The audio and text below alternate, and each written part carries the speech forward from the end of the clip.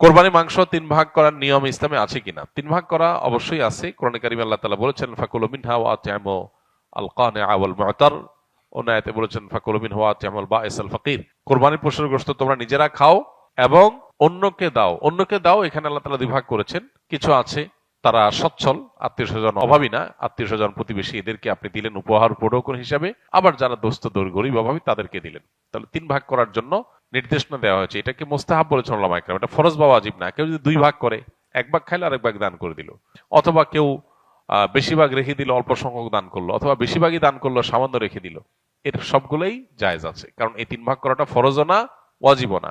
আবার এই 3 ভাগটা যার যার কোরবানির গোশত তিনি কোরবানির গোশতকে ভাগ করবেন তার মতো করে। তিনি কোন গরিবকে দিবেন না দিবেন তার ব্যাপার। আমাদের সমাজে কোরবানি গোশতকে সমাজের ভাগ নামে 1 ভাগ তোলন করে সেটা বন্টন করার যে নিয়ম আছে এটা পরিহারযোগ্য। বিশেষ করে গণহারে এটা যদি তোলা হয়, কেউ হয়তো 3 ভাগ করবেন না, তার কাছ থেকে আপনি জবরদস্তি নিয়ে নিলেন, শরীয়ত যেটা বাধ্য করেন আপনি বাধ্য করলেন, এটা অনুচিত কাজ।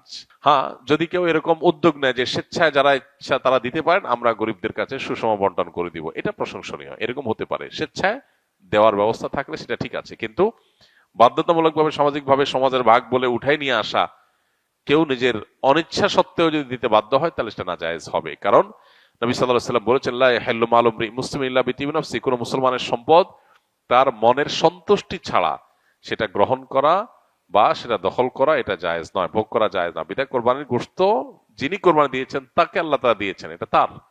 সো তার সন্তুষ্টি না থাকলে আপনি সমাজের ভাগ নামে তার কাছ থেকে উত্তোলন করলে সেটা জায়েজ হবে না। তিনি হয়তো তার কোনো আত্মীয়-স্বজন গরিব, তাকে একটু বাড়াই দিবেন, আপনার সমাজের ভাগে নিয়ে আপনাদের মতো দিবেন, তো এটা তো তার অধিকার খর্ব করা হলো, এটা উচিত নয়। কত টাকা থাকলে কোরবানি বাধ্যতামূলক?